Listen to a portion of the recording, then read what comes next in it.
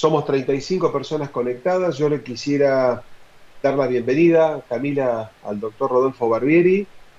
Doctor Barbieri es un abogado especialista en derecho inmobiliario, con un alto recorrido en la materia, miembro y asesor de distintos organismos que tienen que ver con nuestro propio quehacer. Y esta ronda de charlas también la está llevando adelante con otros colegios departamentales, con otras asociaciones como las nuestras, que lo que buscan es darnos información. Eh, en nombre del Grupo Fiancor, que hoy me toca a mí representar, saben que tengo un doble rol, tengo inmobiliaria y además formo parte de este equipo.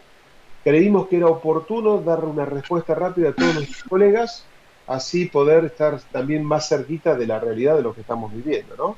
Llegan muchas consultas muchas veces al escritorio de la empresa y con contratos de distinta forma armado. Y a veces se puede y hay veces que no se pueden hacer. Así que de mi parte, darle la bienvenida a Rodolfo Barbieri. ¿Ya estás en línea, Rodolfo? Acá estoy. Buenas tardes A a ver, que todos. no te vemos. ¿No me ves? Buenas tardes, Rodolfo. No te vemos. Camila. Sí, se ve bien el doctor, ¿eh? Bueno, simplemente contarles lo siguiente. Vamos a dar inicio a esta charla. Esta charla va a estar siendo grabada. Este link de grabación después lo vamos a compartir, porque después uno siempre le quedan con dudas, preguntas, y quizás muchas de esas dudas y preguntas, volviéndolo a escuchar, puede estar resuelto. Por otro lado, durante la exposición del doctor Barbieri, vamos a tener los micrófonos cerrados y previo a la finalización, el doctor va a contestar 10 preguntas que las podemos ir formulando por el chat, las vamos a elegir en forma aleatoria y el resto de las preguntas serán respondidas. En los próximos días les llegará también con la misma vía como nos hemos convocado a este evento. Así que de mi parte, Rodolfo, darte la bienvenida, agradecerte una vez más estar con el Grupo Fiancor y todo tuyo, el público. Muchas gracias. Bueno, repito, buenas tardes a todos. Gracias por la asistencia. Vamos a comenzar a hablar de esto que nos trae a esta reunión, que es en particular lo que se modifica en el Código Civil y Comercial por este decreto de necesidad y urgencia. Este decreto de necesidad y urgencia está modificando, sustituyendo o afectando 366 leyes. Es un decreto ómnibus que lo que hace es decretar hasta el 31 de diciembre de 2025 la emergencia económica, social, previsional, distintas áreas, asegurando una desregulación económica, manejarse por leyes de mercado, lo que se llama habitualmente oferta y demanda, con el total respeto a la garantía constitucional del derecho de propiedad. Ese es un poco el planteo. Lo primero que se hace es declarar la derogación de la ley 27.551. No está derogando la ley 27.737 expresamente. Sobre ese tema me voy a despedir después. Está derogando la ley 27.551 únicamente. Entonces, más allá de tratar lo que diga ahora el cuadro que vamos a estar proyectando, primero les cuento qué significa esa derogación con relación a normas del Código Civil y Comercial que no están contempladas en esto que leeremos luego como contenido del decreto.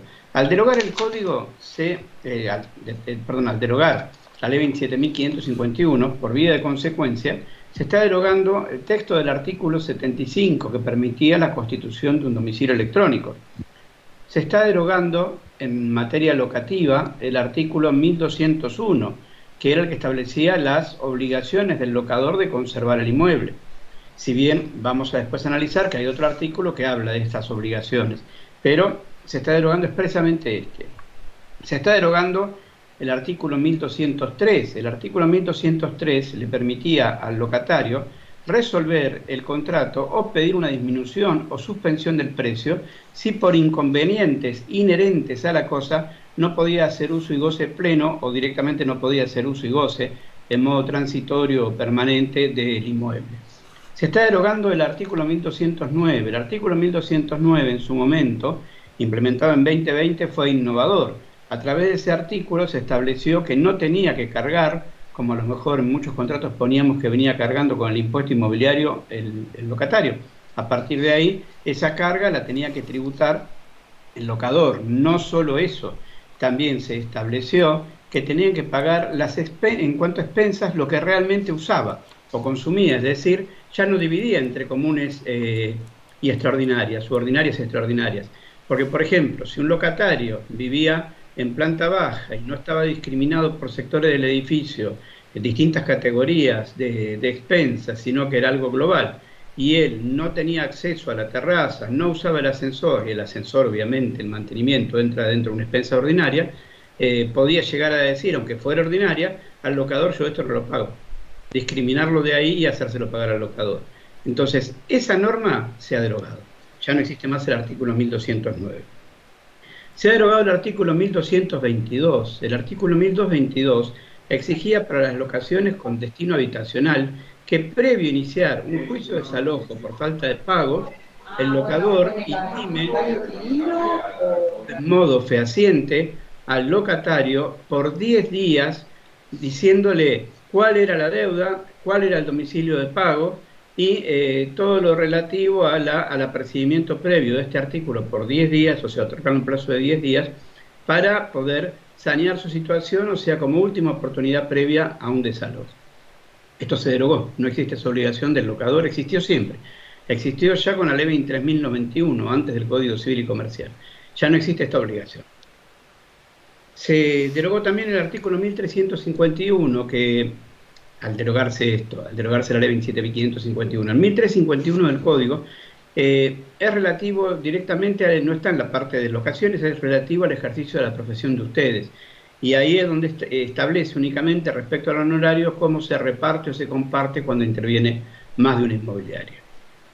Estas son las normas directamente que fueron derogadas y no sustituidas del Código. Ahora vamos a ver cómo nos afecta, porque es lo que más me preguntan, indirectamente pero me lo preguntan, los otros artículos a partir del 13 en adelante, pertinentes, no vamos a hablar de todos, que había incorporado la ley 27.551. El 13 era lo que todos consideramos una suerte de mamarracho, que era todos los supuestos de la garantía que le podía pedir el locador al locatario para alquilarlo. O sea, estaba compelido a aceptar esas garantías y no podía pedirse otro tipo de garantía. Eso se derogó.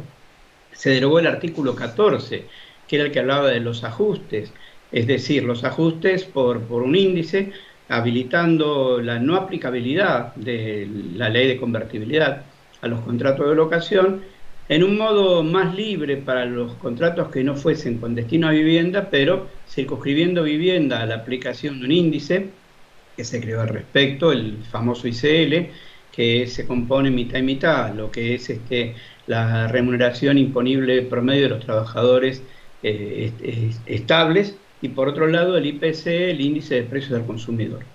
Era la única forma de ajustar, primero por la ley 27.551 fue anual, y luego por la ley 27.737 fue semestral, pero no por ese índice. Bien, se deroga esa obligación de ajustar de esa única manera. También se deroga la potestad del inquilino de consignar los pagos o consignar la llave, eso estaba en el artículo 15, para el caso de que el locador no aceptara los pagos o no quisiera recibir el inmueble. Se deroga el artículo 16. El artículo 16 era la obligatoriedad que tenía el locador de inscribir el contrato en la FIP. Se derogan los artículos 17 y 20, A20, esto para nosotros no tiene trascendencia, habla de los alquileres sociales, y también el 21 y 22. El 21 es el fomento de medios alternativos para resolver los conflictos locativos, y el 22 no nos afectaba en provincia, pero sí en capital. Los últimos desalojos que estuve iniciando en el año 2023, los jueces se despertaron porque del 2020 en adelante no lo pidieron, que era la mediación previa antes de iniciar un proceso de desalojo, y los que inicié, los 4 o 5 que inicié en el 2023, me lo pidieron. Me pidieron que sí o sí tenía que volver para atrás e iniciar la mediación previa para continuar con el desalojo. Ahora, con la vigencia de esto, esa exigencia ya no puede existir más. Dicho esto, si les parece, nos vamos metiendo en las modificaciones, y ahora sí te pido, Camila, si se puede proyectar el cuadro comparativo. A la izquierda tienen lo que era según el Código Civil y Comercial de la Nación, con esta ley derogada, dice ley 27.737, pero en realidad los textos están hechos por la 27.551, están puestos por la 27.551, los de la izquierda. Y a la derecha, resaltado en negrita, es cómo quedan estos artículos con el DNU. Los artículos del código que se modifican son los primeros dos relativos a obligaciones, luego siguen 3 artículos que es relativo a la parte de contratos en general, para adentrarse al final en lo que es la parte de locaciones. En función de esto, el artículo 765, que fue incorporado en el año 2015, no respetó lo que la comisión redactora había hecho. La comisión redactora hizo un proyecto, la comisión redactora fueron juristas, entre ellos miembros de la Corte Suprema de Justicia de la Nación o de otros tribunales como Aida Kemelmacher de Carlucci, que era en ese momento la presidenta del Tribunal Superior de Mendoza. El presidente de la Corte en ese momento, el doctor Ricardo Lorenzetti, fue el presidente de esta comisión.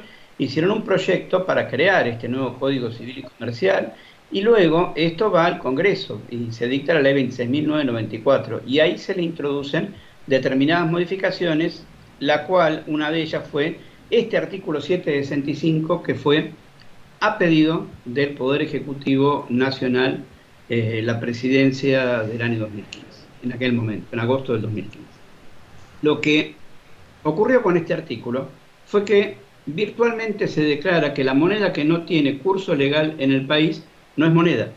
Es decir, al decir acá, como dice este texto, que si la obligación es de dar moneda extranjera, se considera que es de dar cantidades de cosas, no se considera una obligación dineraria. Y por lo tanto, el deudor se liberaba dando moneda nacional, moneda de curso legal, al momento del cumplimiento de la obligación. Porque en definitiva, de todas las obligaciones que se pueden constituir, las que son dinerarias o no dinerarias, la obligación de dar, la obligación de hacer, todas se terminan resolviendo en dinero, siempre se paga con dinero. Entonces, se asumió de esa manera, si bien este artículo fue entendido hasta afirmado por el propio Lorenzetti, que no era de orden público, lo que permitió siempre ser cauto y poner, al contrario, una obligación en moneda extranjera, que conforme al principio de identidad e integridad de pago que está consagrado en el Código Civil y Comercial, no se podía abonar en otra moneda que no sea la que era la moneda del contrato. En este caso, dólares estadounidenses, y bueno, si se quería hasta prever, tomando en cuenta cepo, corralito y todo lo que nos pasó en el país, se podía llegar a poner la sustitución en pesos por las cantidades para comprar moneda en otras plazas como Uruguay, Nueva York, Zurich, como suele ponerse. Pero si no se ponía nada, la obligación era, como no era dineraria, se podía resolver en pesos. Nosotros en realidad, la moneda que no tenía curso legal en el país, desde el año 1869 que se creó el Código Civil, hasta el año 1991 que nace la ley de convertibilidad, siempre se tomó como una cosa, no como dinero. Tuvimos pocos años considerando a la moneda extranjera, como ser el dólar, como dinero, que fue en el año 1991 con esta ley de convertibilidad hasta el año 2015. Después ya no, hasta ahora no. Ahora volvemos de vuelta a lo mismo. En el espíritu de la gente siempre fue entendido a la moneda foránea como dólar estadounidense, por ejemplo, o de otra índole, cualquier moneda de otro país, pero como moneda, no como una cosa. De hecho, durante la vigencia de este artículo 765, yo no he visto a ningún escribano poner que la escritura era una permuta entre una casa y dólares, sino que ponían que se vendía en dólares. Y en realidad, técnicamente hablando, la figura tendría que ser permuta porque era cosa por cosa. Y bueno, llegamos acá a volver un poco a la razonabilidad de entender qué es dinero, y el artículo dice: la obligación es de dar dinero si el deudor debe cierta cantidad de moneda determinada o determinable al momento de constitución de la obligación, sea o no de curso legal en el país. El deudor solo se libera si entrega las cantidades comprometidas en la moneda pactada. Los jueces no pueden modificar la forma de pago o la moneda pactada por las partes. El último párrafo está puesto porque hubo fallos que obligaban a pagar en pesos, otros que consideraron que por el principio de identidad había que respetar la moneda, o sea, no había un criterio uniforme a nivel judicial, y eso fue motivando que se fuera haciendo determinadas construcciones jurídicas controversiales o controvertidas y no estaba del todo claro, si bien preponderaba el criterio de que si estaba bien armada la cláusula o la obligación había que pagar en moneda extranjera. Con lo cual ahora ya no queda ningún lugar a duda, la obligación es dineraria y debe pagarse en la misma moneda. El artículo que le seguía hasta era contradictorio con el 765 en su redacción original. El 766 decía: obligación del deudor. El deudor debe entregar la cantidad correspondiente de la especie designada. O sea, estaba diciendo que si la especie era dólar, tenía que pagar dólar.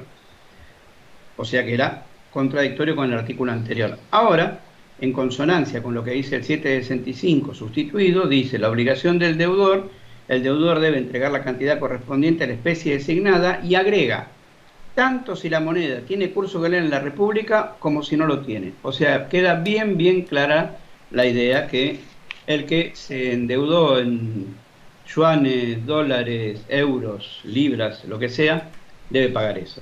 O sea, ya no es, tengo que tomar la previsión de ponerlo. No hace falta que ponga nada.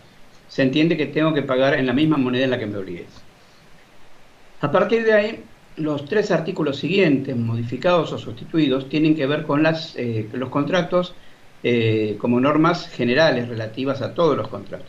El primero es el 958. El 958 alude a la libertad de contratación. Lo que dice, o decía en el texto original, es que las partes son libres para celebrar un contrato y determinar su contenido dentro de los límites impuestos por la ley, el orden público, la moral y las buenas costumbres. Lo que se ha tratado de suprimir en todas partes, no solo en este artículo, es la parte de la moral y las buenas costumbres. Solo el respeto a la ley y al orden público. Entonces, lo que dice el nuevo artículo es: son libres para celebrar un contrato y determinar su contenido entre los límites impuestos por la ley y el orden público. Suprimimos eso y agrega: las normas legales siempre son de aplicación supletoria a la voluntad de las partes expresada en el contrato, aunque la ley no lo determine en forma expresa para un tipo contractual determinado, salvo que la norma sea expresamente imperativa y siempre con interpretación restrictiva. ¿Qué quiere decir esto? La denominada autonomía de la voluntad siempre fue la reina en materia contractual. Es decir, tenemos 2 clases de normas. Tenemos las normas imperativas o de orden público, que son las que las partes no pueden dejar sin efecto hasta mañana mismo, porque el 29 recién empieza a regir el DNU. Hasta mañana mismo, si hacemos un contrato de locación, lo tenemos que hacer con las normas que están vigentes hasta mañana, que son las que todos conocemos. Y no podemos hacer un contrato de vivienda por menos de 3 años, porque esa norma es de orden público, no es disponible para las partes. Entonces, eso es una norma de orden público o imperativa.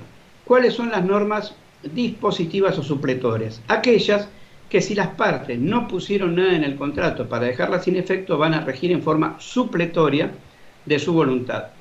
Si yo no pongo en un contrato de locación que no se puede ni ceder ni subarrendar, porque no lo quise poner o porque me olvidé, el locatario perfectamente bien va a ir a lo que dice el código, va a poder subalquilar o ceder ese inmueble. Esas son las otras normas. ¿Cómo se sabía? Porque a veces es fácil de distinguir y a veces no. El 765 en la redacción original no se distinguía porque no lo decía. O sea, ¿cómo se sabe si una norma es de orden público o no es de orden público? Muchas veces lo dice. Por ejemplo, la ley que regía junto con el Código Civil, coetáneamente al Código Civil, la materia locativa, que era la ley 23.091, tenía un último artículo que era el 29 y decía: esta ley es de orden público. O sea, que uno ya leía los 28 artículos anteriores y sabía que de ahí no podía tocar nada. No podía meter mano para hacer un contrato que diga otra cosa en ninguno de esos 28 artículos. En cambio, a veces no está tan claro. Siempre doctrinariamente se entendió que si no lo dice es por su contenido, por su aplicación, por distintos factores que hacen a entender si es o no de orden público. Por ejemplo, lo que hablábamos del plazo mínimo en las locaciones. Plazo mínimo en las locaciones, ¿son 2 años? ¿Está en juego el orden público? Sí. 3 años, perdón. ¿Está en juego el orden público? Sí. Bueno, son 3 años, no se puede hacer por menos. La ley no habla de imperatividad respecto a establecer esos 3 años. O sea, el artículo que va a estar vigente hasta mañana no dice imperativamente eso. En cambio ahora se está estableciendo como regla absolutamente general que siempre van a ser supletorias. van a ser supletorias y van a tener que decir las normas que son imperativas. Y así todo, al decir que son de aplicación restrictiva, lo que está diciendo es, más allá que diga todo eso, vamos a mirar qué alcance puede tener lo que está diciendo. Y eso es lo que, a lo que alude al decir interpretación restrictiva. Entonces, esto es muy importante para darle mucha más fuerza a la autonomía y la libertad y a la libertad contractual de las partes. No olvidemos que Lorenzetti, el doctor Lorenzetti, como presidente de esa comisión redactora del código que les mencionaba, estaba orgulloso de haber creado el artículo 965 y así lo mencionó en más de una oportunidad, que habla de que las normas contenidas en los contratos integran el derecho de propiedad de las partes. O sea, menuda importancia se le está dando al contenido de un contrato. Pasemos al artículo siguiente. El 960 habla de las facultades de los jueces. Lo que decía el artículo creado por la ley 26.994, o sea, el artículo creado por la ley de creación del Código Civil y Comercial en 2015 es que los jueces no tienen facultades para modificar las estipulaciones de los contratos, excepto que sea pedido de una de las partes, cuando lo autoriza la ley. O sea, hay casos que puede hacerlo y casos que no. O de oficio, o sea, se podían meter solos a hacerlo, cuando se afecta en modo manifiesto el orden público. ¿Qué dice ahora la norma? Que no tienen facultades para modificar las estipulaciones de los contratos, excepto que sea pedido de una de las partes, cuando lo autoriza la ley. Punto. De oficio ya no. Tiene que ser a pedido de parte y tiene que ser en aquellos casos en que la ley permite hacerlo. Pero ya no es de oficio. El juez no se puede meter de oficio diciendo acá se está afectando el orden público y hay que modificar este contrato. Y el último de esta parte de contratos en general es el 989. El 989 también alude al control judicial de las cláusulas abusivas. O sea, lo que decía en 2015, cuando se crea el código, es que la aprobación administrativa de las cláusulas generales, las cláusulas, por ejemplo, para aquellos contratos que son preimpresos, contratos de adhesión y demás, contratos administrativos en general, la aprobación administrativa, en definitiva. Hay muchos aspectos, muchas variantes que puede tener esta acepción. Que haya sido aprobado a nivel administrativo, un contrato no quiere decir que no se pueda controlar judicialmente. Y lo que agregaba es que cuando se controla judicialmente y el juez declara que determinadas cláusulas son nulas, si lo que queda no tiene autonomía, el juez lo tiene que integrar. O sea, tiene que decir cómo es. En aquello que declaró nulo tiene que decir cómo queda, qué va a pasar. Si no, se caía el contrato. Ahora se cae el contrato. Porque lo que se hizo fue sacarle la última parte. El artículo decía, control judicial de las cláusulas abusivas, la aprobación administrativa de las cláusulas generales no obsta a su control judicial. Y agregaba, cuando el juez declara la nulidad parcial del contrato, simultáneamente lo debe integrar, si no puede sustituir sin comprometer su finalidad. El control judicial de las cláusulas abusivas, dice ahora, la aprobación administrativa de las cláusulas generales no obsta a su control judicial. Es decir, puede controlar, pero no puede crear derecho respecto del contrato. Y ahora entramos en la parte locativa. El primer artículo sustituido es el 1196. Esto también fue bastante innovador desde la sanción de la ley 27.551. Es un artículo que aludía a vivienda y establecía, entre otras cosas, que para la locación habitacional no se podía requerir más de un mes de depósito en garantía. Esto también recogía lo que dice o decía en esta materia el Código Civil y Comercial. No se podía pedir más de un mes en total, no un mes por año, porque originariamente en el régimen anterior era un mes por año. Acá era no más de un mes en total para vivienda. No se podía pedir el pago de alquileres anticipados por periodos mayores de un mes, eso también ya venía de antes. Depósitos en garantías o exigencias asimilables por cantidad mayor al primer mes de alquiler. Y también agregaba, y esto fue un poco cuestionado, que tenía que ser devuelto actualizado por el valor del último mes del alquiler. En realidad, quienes entienden que el depósito es solamente un depósito no debería actualizarse. Si yo dejo una bicicleta en depósito, me tiene que volver la misma bicicleta. No tiene que cambiar la cosa.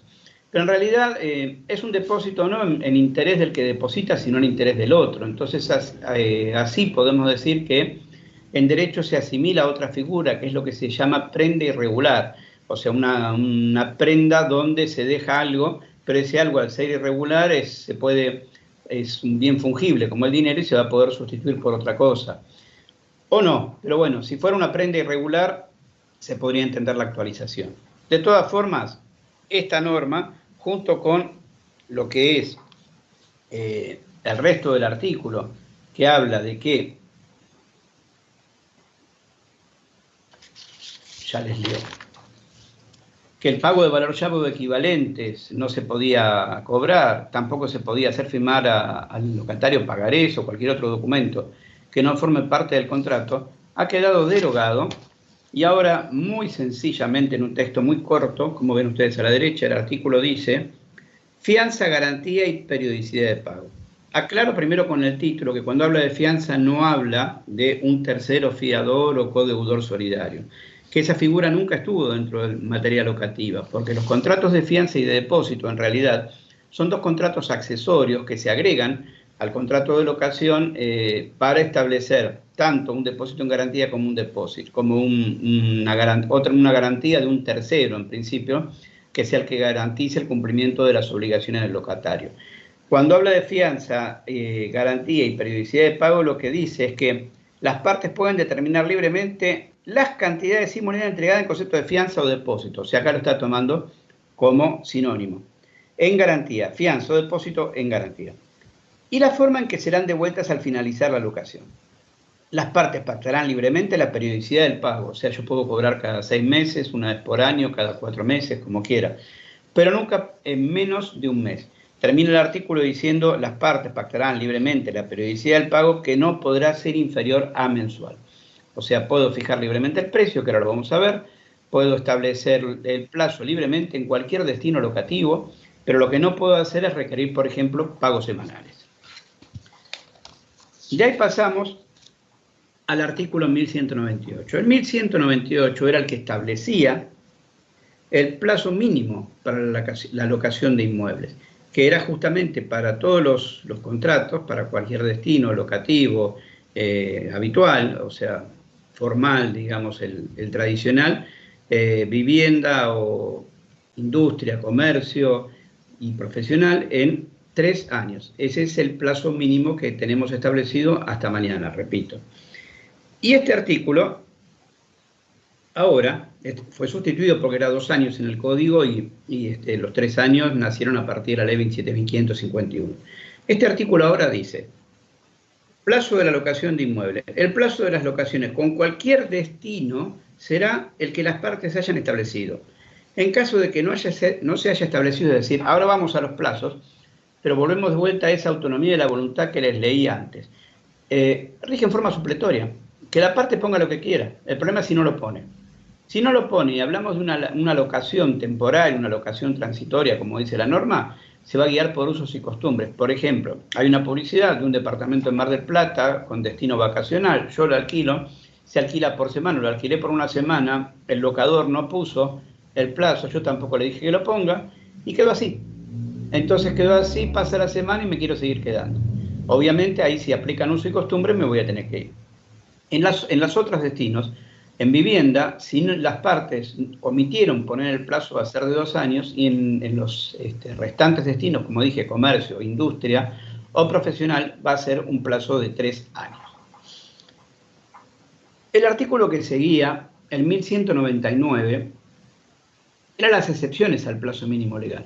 Como el Código establecía una norma, el 1198, de orden público, que fijaba los plazos mínimos, había excepciones a esos plazos mínimos. Y eso lo contemplaba el 1199. Las excepciones eran para sede de embajada, para guarda de cosas, alojamiento del personal diplomático también, la vivienda del personal diplomático, era para locaciones con fines turísticos, que tenía que ser habitaciones amuebladas y que no podía exceder de 3 meses. Y también el último párrafo del artículo establecía las de fin determinado, una finalidad expresada en el contrato que debía cumplirse en un plazo menor. Por ejemplo, venir a estudiar, venir a hacer un tratamiento médico de una localidad a otra, ir a trabajar, establecer por un contrato de licitación, una licitación ganada, un plazo para perentorio para hacer el trabajo y por idéntico plazo de esa empresa alojaba a su personal o en viviendo alojaba los bienes que necesitara en algún pañol, en algún depósito para realizar tareas por idéntico plazo. Entonces eso, ahora, al haber desaparecido el plazo mínimo legal como una obligación, como una norma imperativa, también desaparece esto, porque no tiene razón de ser, se puede establecer lo que uno quiera. Y en función de eso el 1199 ahora cambia diametralmente. Ahora el artículo lo que dice es: moneda de pago y actualización. Los alquileres podrán establecerse en moneda de curso legal o en moneda extranjera. Queda claro, a diferencia de lo que decía la ley 27.737, que se puede hacer cualquier destino en moneda extranjera. Al libre arbitrio de las partes, o sea, de vuelta, autonomía de la voluntad. El locatario no podrá exigir que se le acepte el pago en una moneda diferente a la establecida en el contrato. El principio de identidad de pago, artículo 868 del Código Civil y Comercial, que les mencionaba antes. Las partes podrán pactar el ajuste del valor de los alquileres, o sea, libre también, que se actualice como quieran. Será válido el uso de cualquier índice pactado por las partes, público o privado, expresado en la misma moneda en que se pactaron los alquileres. Si el índice elegido dejara de publicarse durante la vigencia del contrato, se utilizará un índice oficial de características similares que publique el INDEC, si el precio estuviera fijado en moneda nacional, o el que cumple idénticas funciones en el país que emita la moneda de pago pactada. No serán de aplicación a los contratos incluidos en este capítulo del artículo 10 de la ley 23.928. Empiezo por atrás. La ley 23.928, yo dije que era la ley de convertibilidad, se derogó el artículo 1 en el 2001 porque ya no era convertible el dólar con el peso, pero el resto de la ley sí siguió vigente. Y los artículos 7 y 10 aludían a la prohibición de indexar, repotenciar o actualizar deudas, porque se vuelve al nominalismo de ese código viejo, del Código Civil, el Código Berezano del año 1869. No se aumenta nada, si se debe un peso, se tiene que pagar un peso. Internacionalmente el nominalismo es la figura que más se usa, lo opuesto es el valorismo. Si yo estoy debiendo un peso, en realidad, ¿qué es lo que estoy debiendo? Estoy debiendo un peso por el pago de un servicio, de un bien. Estoy debiendo un peso por el pago de una mercadería que compré. Bueno, lo voy a pagar dentro de 60 días. ¿Cuánto vale la mercadería a los 60 días? Y ya no debo un peso. Lo que tengo que pagar es lo que vale la mercadería después. Eso sería valorismo. Si bien el nominalismo, la figura ideal en épocas inflacionarias, hace que sea irrisorio el pago. Por lo tanto, se ha creado con el tiempo después para algunas figuras esta posibilidad de actualizar. Hay leyes anteriores a la 27.551, que es la que en materia locativa dijo que se podían indexar los alquileres, es decir, no está derogada la norma, no se aplica a locaciones.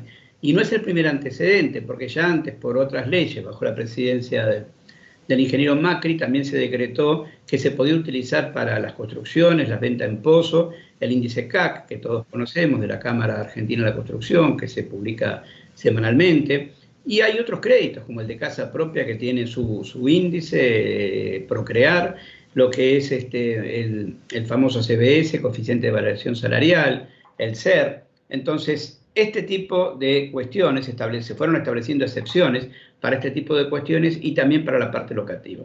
Acá, para ser viable este artículo y poder seguir indexando, tenía que establecerse que no es de aplicación este artículo 10 que les estoy mencionando. Ven que dice que se puede usar cualquier índice, público o privado. Va a tener que ser un índice que sea determinado o determinable, que no pueda quedar al arbitrio de una sola de las partes, porque si no se caería. Los precios siempre tienen que ser determinados o determinables. No pueden ser totalmente indeterminados o sujetarse a la voluntad de uno solo, porque ahí en ese caso sería ilegal directamente su fijación o su aplicación. Y en relación a esto, lo que habla es que si el índice dejara de publicarse, por ejemplo, si ponemos un ICL y decide dejar de publicarse, veamos qué otro índice usamos que publique el IPC o qué otro índice publique el Instituto Nacional de Estadísticas y Censos. Si será el IPC es un poquito más alto, a lo mejor se puede hacer una combinación. Eso es para el caso de que se deje de publicar un índice nacional. Si pactamos en moneda extranjera, habrá que recurrir a organismos análogos al INDEC, que tenemos acá, el Instituto Nacional de Estadísticas y Censos, para ver cómo podemos aplicar otro índice para el contrato si se ha derogado el que se venía aplicando, el que se estableció en ese momento. De ahí pasamos a otras derogaciones. El artículo 1202 ha sido derogado.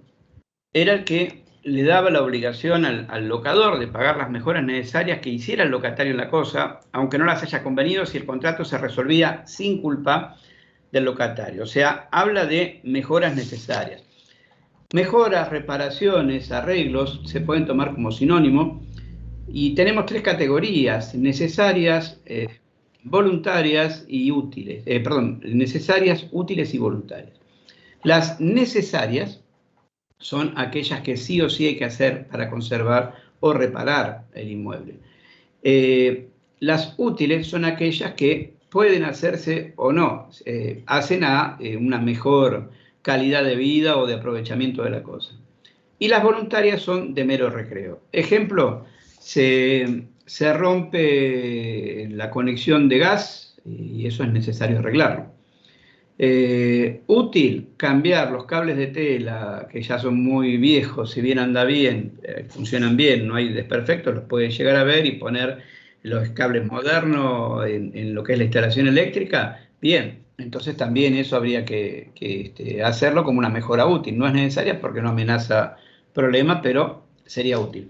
Y voluntario, por ejemplo, sería construir una piscina, cambiar, por ejemplo, en un edificio el piso del hall de entrada para poner cerámica de porcelanato, algo más bonito, hacer otro tipo de jardín en una casa, construir la piscina, como les comentaba, un quincho, etcétera, es todo de mero recreo.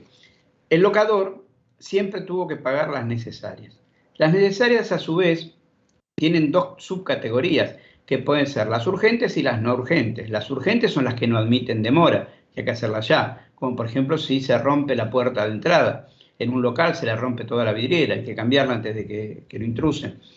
Y las no urgentes son las que, si bien hay que hacerlas, pueden esperar porque no hay ninguna urgencia en realizarlas. Estas mejoras necesarias eran las únicas que tenía que pagar el locador. Y lo que decía es que las que haya hecho, si el contrato se resolvió, se terminaba, por cualquier motivo que no fuera la culpa del locatario, había que pagarlas, excepto destrucción de las cosas, del inmueble locado. Ahora ya directamente, al quedar derogado, que pacten las partes libremente como quieran hacerlo. Después tenemos el 1204. Este artículo jugaba a favor del locatario. El artículo 1204 lo que establecía era que por pérdida de luminosidad del inmueble urbano por construcciones en las fincas vecinas, no se autorizaba al locatario a solicitar la reducción del precio ni a resolver el contrato, excepto que medie dolo del locador. Es decir, si yo le alquilo a alguien un inmueble, volvemos al ejemplo de la piscina, diciéndole que al lado está prohibido hacer construcciones en alto, y luego se levanta un edificio y lo más lindo de la casa era la pileta y me expresó que precisamente alquilaba para el uso de esa piscina, como puede pasar en algún barrio cerrado o semicerrado, bien, en ese caso el locatario podía derogar antes de la existencia de este artículo. Acá directamente se prohibió y ahora se ha derogado, lo cual no quiere decir que no se pueda poner, queda a voluntad de las partes. Yo al respecto, en el modelo de contrato que le paso a Fiancor pongo una cláusula especial. El título que le pongo de cláusula especial es para que tomen en cuenta en qué caso se pone algo así o no, porque aparte no me circunscribo solamente a esta cuestión que no ha dado demasiado que hablar, sino a otro tipo de cuestiones como son las inmisiones inmateriales, que sí hay alguna casuística nueva sobre el tema. Y al 1204 bis, que acá en el cuadro no lo ven, es la compensación que podía hacer el locatario con el locador por las sumas que le debiera. Es decir, si había hecho mejoras necesarias, urgentes, no urgentes, que tenía que pagar el locador. O, por ejemplo, muchas veces por comodidad el locatario paga expensas extraordinarias que le corresponde al locador porque él es el que está viviendo ahí y le es más fácil. Y después, bueno, las tiene que descontar del alquiler. Lo que está diciendo acá es que ya no está establecido por ley ese tipo de compensaciones. Queda lo que pacten las partes. Y a pesar de que se haya derogado este régimen de locaciones, la cuestión, en las normas generales sobre obligaciones sigue estando. Los artículos que establecen que, o el artículo que establece que cuando dos personas resulten recíprocamente acreedor y deudor, se compensarán sus créditos y deudas hasta la concurrencia de la suma menor. Entonces, no es que no se pueda compensar. En definitiva, en algún momento dado se va a compensar, pero por los principios generales del derecho. Ya no está contemplado en esta norma en particular para las locaciones. Después tenemos el 1219. El 1219 habla de los casos que si el locatario es culpable, se puede resolver la locación. Lo que decía es que el locador puede resolver el contrato cuando el locatario le da un cambio de destino o uso irregular. El cambio de destino, aunque no lo afecte al locador, puede pedir la resolución. Por ejemplo, yo alquilo una casa con garaje y en el garaje puso un kiosco, a mí no me afecta. Bueno, yo puedo intimarlo a que cese, que cierre el kiosco, que cese en ese uso que no está permitido porque era para vivienda, y si no lo hace, puedo resolver el contrato. El B, falta de conservación de la cosa locada o su abandono sin dejar quien haga sus veces. Ese mantenimiento que tiene que hacer, las mejoras locativas, los arreglos necesarios el locatario, si deja de hacerlos, también es pasible de rescisión o de resolución culpable. Y a su vez también por lo que sería el abandono, o sea, abandonar el inmueble y la posible intrusión que eso implica. Y por último hablaba de la falta de pago, o sea, falta de pago de la prestación dineraria convenida durante 2 periodos consecutivos. Que ahí en el 1222, como le dije, había que intimar por 10 días, ahora no hay que hacerlo, antes de iniciar el desalojo. Acá, ahora ya directamente, sea cual sea el destino, se puede erradicar directamente un desalojo si está debiendo 2 meses de locación. Le agrego un último inciso. Este último inciso es, por cualquier causa fijada en el contrato, o sea, no es arbitraria, no es lo que el locador quiera, sino que hay que fijarlo. Obviamente el que va a sugerir el contenido de la cláusula va a ser el locador, que es quien corre más riesgo una vez que entregó la cosa al locatario, ¿no es cierto? A partir de ahí, digamos que las obligaciones del locador, que subsisten, ahora vamos a ver el artículo siguiente, mantenimiento y demás, no empece el hecho de que está corriendo los riesgos de que destrocen la cosa, de que se ingresen al lugar más personas de las permitidas, que se le dé otro uso, o por ejemplo, que no se contrate una cobertura por riesgo de incendio, ese tipo de cosas que las ha pedido en el contrato y que es dudoso poder desalojar por ese motivo. Entonces acá ya se está estableciendo así, que se puede pactar, o sea, el locador puede sugerir en la redacción. También, por ejemplo, la jurisprudencia ha dicho que, por ejemplo, por falta de pago de algún servicio, impuestos, habría que iniciar un cobro ejecutivo de alquileres, porque el canon locativo implica tanto el alquiler como las demás prestaciones de pago periódico como las expensas a cargo del locatario. Es muy común la deuda de expensas y es muy alta y eso le pesa mucho al locador. Podría ponerse, por ejemplo, que si deja de pagar 2 meses de expensas, también directamente es una causal de desalojo. Ahora es válido ponerlo de esa manera. Y el artículo que sigue es de las obligaciones del locador. Lo que decía el artículo 1220 derogado es sustituido, la resolución imputable al locador. El locatario puede resolver el contrato si el locador incumple: A, la obligación de conservar la cosa con aptitud para el uso y goce convenido; B, la garantía de evicción y los vicios redebitorios. Eso queda igual con un agregado en el inciso A. Ahora dice: el locatario puede resolver el contrato si el locador incumple la obligación de conservar la cosa con aptitud para el uso y goce convenido. O sea, por más que se haya derogado todo lo anterior que les mencioné en cuanto a obligaciones del locador, el locador sigue teniendo la obligación de conservar la cosa y si no lo hace, el locatario podrá intimarlo y también podrá rescindir el contrato. Pero agrega, salvo cuando el daño haya sido ocasionado directa o indirectamente por el locatario. Expresamente contempla la culpa o responsabilidad del locatario y en ese caso le restaría la capacidad de reclamar una resolución por la falta de mantenimiento, por el incumplimiento de esta obligación de parte del locador. Y el inciso B, la garantía de evicción o vicios redebitorios, que se mantiene igual. De ahí vamos al artículo 1221. El 1221 ya no es con causa. Estos 2 artículos es: puede resolver el locador por culpa del locatario, 1219, puede resolver el locatario por culpa del locador, 1220, y el 1221 es una facultad que solamente tiene el locatario, que el locador no tiene: resolver sin causa, irse antes sin causa. En realidad, ya la ley 23.091 hablaba de resolver, lo mismo el Código Civil y Comercial, lo mismo la ley 27.551, pero es una rescisión, no una resolución. La diferencia está que la resolución es que se da la resolución, como dijimos en los artículos anteriores, porque alguno es culpable. En la rescisión no hay culpa de nadie. El locatario está diciendo me quiero ir y se va antes. saben cuáles eran las sanciones. Tenía que preavisar, tenía que pagar el primer año de vigencia locativa, el equivalente a un mes y medio en concepto de multa, a partir del segundo año solo un mes. Bueno, ahora esto se modifica de la siguiente manera. No tiene que esperar los 6 meses como antes para irse, se puede ir cuando quiera. Puede irse al mes si quiere. Entonces, el locatario, en ese caso, cuando se va, tiene que dar un aviso y a la fecha en que dice que va a desocupar el inmueble, se calculan los meses restantes de contrato y sobre esos meses restantes, al valor actual, va a tener que pagar un 10%. Es decir, dice, me voy en el primer mes, el contrato es de 24 meses, va a tener que hacer el importe, por ejemplo, pagaba 100.000 por 23 y a su resultado multiplicarlo por el 10%. Esa es la multa que tendría que pagar. Por último, de las modificaciones al código tenemos el artículo 1221 bis, que siempre fue una norma para mí arbitraria hasta inconstitucional, porque justamente si el 1221 le da derecho al locador a compensarse, porque podemos tener etapas como ahora de una alta demanda locativa, pero otras que no. Entonces, si a los 8 o 9 meses de locación al locador le decía el locatario, me voy, y el locador perdía, porque después tenía que esperar para volver a alquilar ese inmueble, y con estabilidad de precios también es un perjuicio, por lo menos que tenga la posibilidad de tener algún mínimo resarcimiento en ese sentido. Pero el 1221 bis lo que decía es que si 3 meses antes le avisa, entonces ahí ya no paga una indemnización. Esto lo mismo que la renovación. El artículo específicamente lo que habla es destinados a vivienda siempre.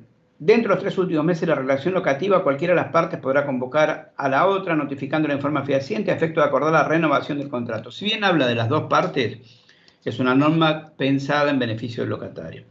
En un plazo no mayor a 15 días corridos, en caso de silencio del locador, justamente, o frente a la negativa de llegar a un acuerdo estando debidamente notificado, el locatario puede resolver el contrato de manera anticipada y ahí ya no pagaría esta multa. Era una norma arbitraria que ahora ha quedado derogada. Por último, lo único que nos queda del temario que nos convoca es pensar en qué sucede con este DNU. Un DNU no es lo mismo que una ley. Un DNU se puede convertir en ley.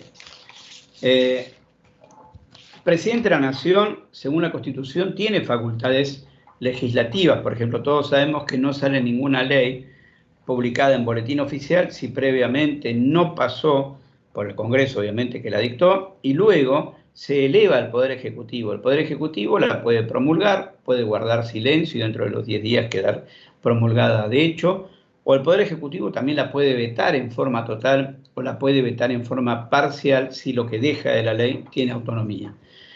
Esa es una de las funciones, también indulta penas, también dicta decretos permanentemente, decretos administrativos para la función que ejerce como Poder Ejecutivo. Y también puede ejercer decretos de manera delegada. El decreto de necesidad de urgencia es otra cosa. Son los decretos que requieren, que están en la Constitución modificada en 1994, artículo 99, inciso 3, requieren que el Congreso no esté sesionando, que haya una necesidad o una urgencia en decretarla, no una emergencia, no necesariamente, tiene que haber una necesidad y una urgencia, que ameriten que salga la norma, y luego seguir el siguiente procedimiento. O sea, esa norma, ese decreto lo va a firmar el presidente, lo va a firmar el jefe de gabinete y el resto de los ministerios. El jefe de gabinete tendrá 10 días para elevarlo a una comisión bicameral conformada especial,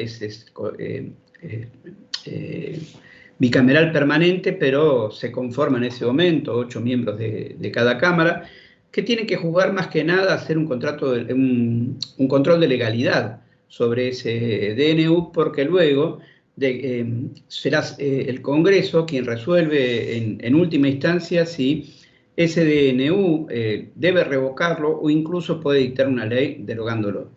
O sea, la última palabra siempre la va a tener el Congreso. Eso requiere todo un procedimiento para llegar hasta su final, y esto hace que no tengamos una seguridad jurídica total como nos puede dar otra ley de que ya se dictó la ley, salvo algún planteo remoto de inconstitucionalidad que haya algún privado sobre la misma puede llegar a verse afectada la ley.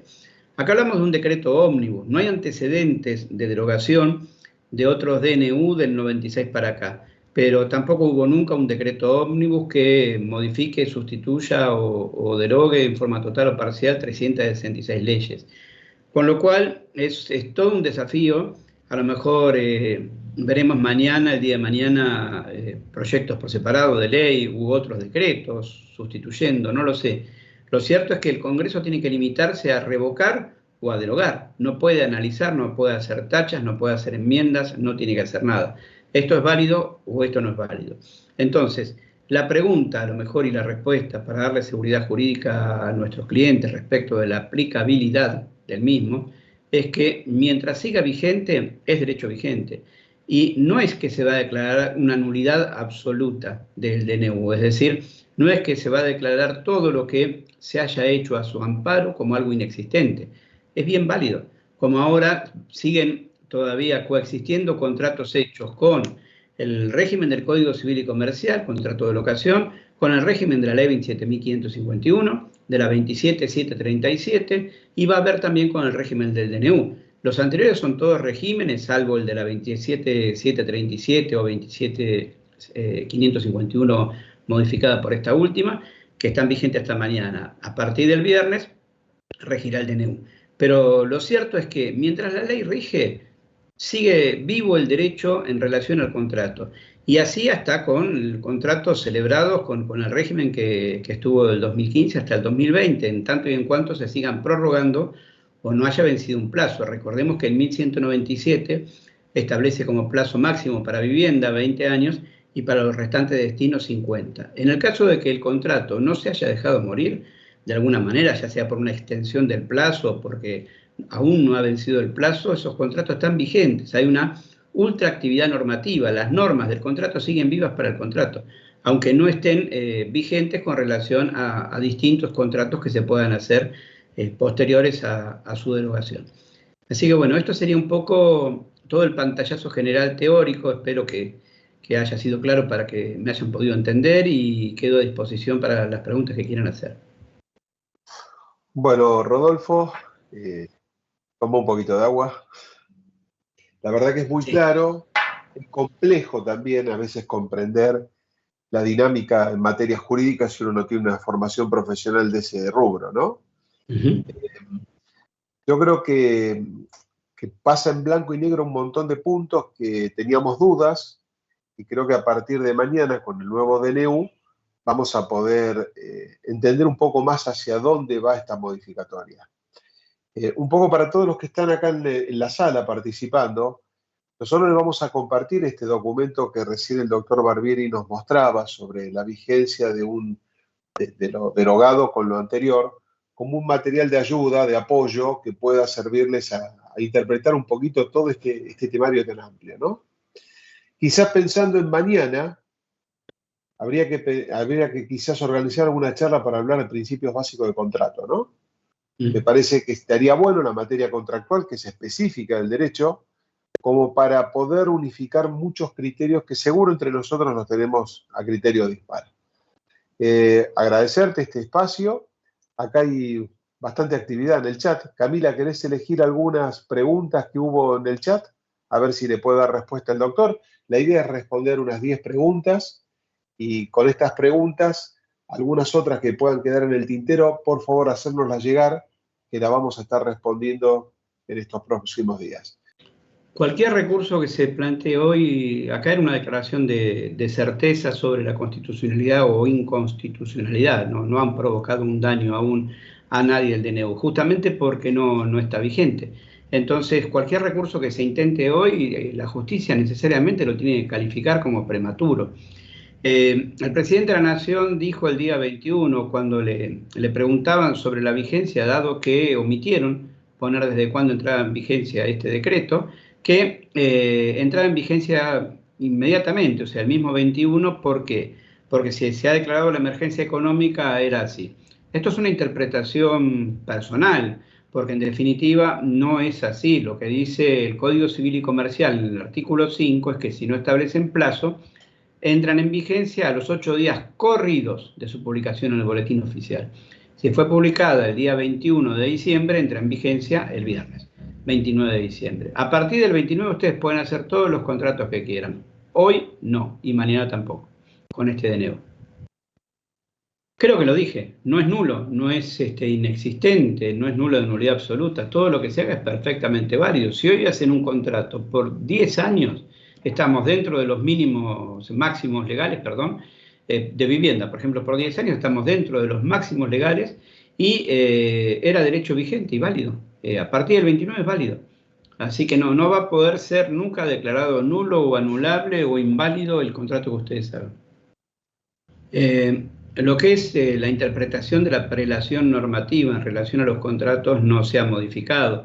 Primero están las leyes especiales dispositivas, luego las normas del Código Civil y Comercial dispositivas, luego las normas del contrato, imperativas, las leyes imperativas, luego las disposiciones del Código Civil y Comercial, que sean imperativas, después el contrato y recién por último las normas supletorias del Código Civil y Comercial.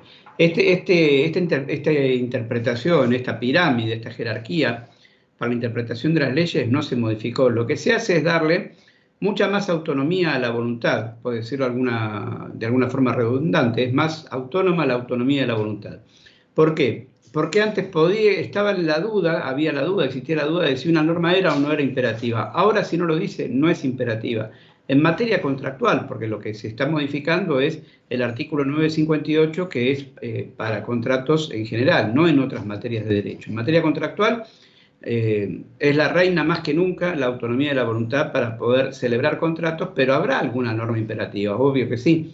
Lo que pasa es que tendrá que decirlo expresamente, y al decirlo expresamente luego viene la interpretación que tiene que ser restrictiva, no interpretar en favor de la imperatividad de la norma. Por el contrario, si se va a ir el mes que viene, que habitualmente el aviso lo va a dar el mismo mes o el mes que viene, yo en el contrato que les mando estoy poniendo un plazo, pero porque se puede pactar. Pero lo habitual es que sea en lo inmediato, y si es en lo inmediato ya sabemos cuál es el valor vigente. Caso contrario, si él se va a ir, por ejemplo, dentro de un año, y estamos ajustando cada 4 meses por ICL, supongamos, para cuando se vaya también tenemos el valor. Tenemos el valor al mes que se va. Y si no lo tenemos, venimos con un ICL anterior, porque justo el mes que se va aumenta, también lo vamos a poder calcular para saber lo que tiene que pagar. Siempre es calculable. No es de orden público, no está estableciendo que sea de orden público, pero en principio juega, porque si no lo dice en modo imperativo no es de orden público. En principio lo que juega es un principio de favor debitori, se le llama en latín, es decir, a favor del deudor. Poner una sanción más alta podría ser revisable judicialmente, no es que no sea legal. No es contradictorio, lo que hay que hacer es establecer determinados mecanismos. En primer lugar, si es por dólar oficial, que ahora no hay una brecha tan importante, si es por dólar MEP, que algunas personas pueden acceder a la compra, otros no, para el caso de que haya restricciones que impidan que el deudor acceda, o para el caso de que se restrinja aún más el mercado, que se agrave el cepo que todavía tenemos vigente, se podría establecer que la obligación se puede satisfacer de otra forma, comprando los dólares en otra plaza, dar el equivalente de eso, con más los gastos administrativos que demande la compra. Es ser previsor al momento de armar la cláusula. Bueno, Rodolfo, creo que cubrió muchas de nuestras preguntas, seguro van a surgir otras, y yo invito a los que están participando a que se animen a escribirnos. Te hago una chapa, si me permitís, Gustavo. Por favor. Dije, si quedaba tiempo, que iba a explicar lo de la ley 27.737. Muchos piensan, obviamente la ley 27.737 es modificatoria de la ley 27.551, que obviamente si está modificando esa ley, al caerse una se cae la otra. Pero no es exactamente así, porque obviamente en todos los artículos del Código Civil y Comercial que haya sustituido la primera ley, también se tendrían que caer. En cuanto a lo que es técnica legislativa, siempre una ley posterior deroga a una anterior en todo lo que se le oponga. Entonces, si estamos viendo que los mismos artículos han sido sustituidos nuevamente por DNU, la ley 27.737 en esos aspectos cae. Pero algo que no les dije, es que cuando legisla a través de un decreto de necesidad y urgencia el presidente de la Nación, conforme a las facultades, a las atribuciones que le da este artículo 99, inciso 3 que mencioné antes, no puede legislar en materia penal, tributaria, de partidos políticos o de elecciones. Y no nos olvidemos de los incentivos de la ley 27.737. Eso sería en materia tributaria. Lo que esta última ley que se dictó el 18 de octubre pasado, ahora nomás, estableció en el sentido con relación a lo que es el considerar a un monotributista con varias locaciones como que se trata de una única actividad y no sale el monotributo, que no paguen monotributo si no tienen más de 2 alquileres que no superen determinado valor, con relación a bienes personales, al impuesto al cheque y también ganancias. Las distintas normas que se establecieron, que sinceramente no sé cómo van a quedar, si se van a seguir aplicando o no, pero que este DNU, por ser de materia tributaria, no podía tocar. Eso era lo que quería aclarar. Bueno, bárbaro con la aclaración. Ahí había un colega que había preguntado qué pasa con un contrato que firmé, me estoy recordando, ¿no? Lo firmé el 15 de diciembre y no lo sellé en ARBA o por impuestos de sellos. ¿Ese contrato está vigente, no está vigente? El contrato está vigente, lo del sellado lo único que hace es pagar un tributo y también le puede dar una fecha cierta con relación a terceros. La fecha cierta per se, si no está certificada la firma entre las partes, siempre la tiene. Pero el sellado lo único que provoca es otro elemento más para dar una fecha cierta y cumplir con una ley de sellos que en realidad tenía 15 días para hacerlo y estamos todavía en plazo para poder sellarlo. No le modifica absolutamente nada con el régimen jurídico del contrato, y los contratos entran en vigencia desde que se firman, aún sin entrega de la tenencia, porque es un contrato consensual. No es un contrato que requiera que se entregue la cosa, como por ejemplo en un préstamo de dinero, para que haya contrato. Exacto. Bárbaro, Rodolfo, de mi parte y en nombre del Grupo Fiancor, muchísimas gracias por acompañarnos. Gracias a todos los colegas que se pudieron inscribir y aprovechar este momento para desearles un hermoso fin de año, que tengamos un 2024 con mayor previsibilidad, con otro entusiasmo, con mucho trabajo y bueno, y la solidaridad entre todos nosotros que va a ser fundamental para poder ir entendiendo esta nueva Argentina que se quiere armar. Muchas gracias y felicidades para todos. Un gran año les deseo. Felicidades, gracias. Gracias a todos, muy buen año. Muchas gracias. Gracias. Buen año. Muchas gracias. Buen año.